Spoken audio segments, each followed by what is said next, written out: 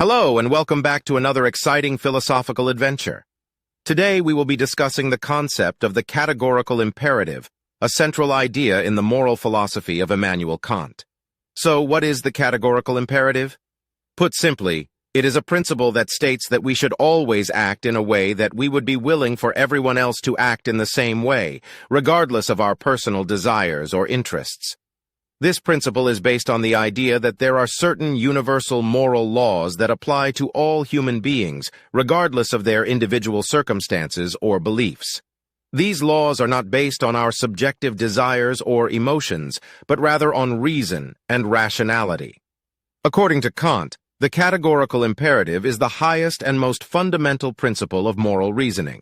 It is what allows us to determine whether an action is truly moral or not, and to act in a way that is consistent with our moral obligations. But why is the categorical imperative so important? Well, it ensures that our actions are not based on self-interest or personal gain, but rather on a sense of duty and responsibility to others. It promotes fairness, equality, and respect for human dignity, and helps us to avoid harmful and unethical behavior. One of the most famous formulations of the categorical imperative is known as the universality test. This test asks us to consider whether our actions would be acceptable if everyone else were to act in the same way. For example, let's say you are considering cheating on a test. Using the universality test, you would ask yourself whether it would be acceptable for everyone else to cheat on the test as well. If the answer is no, then it is clear that cheating would not be a morally justifiable action.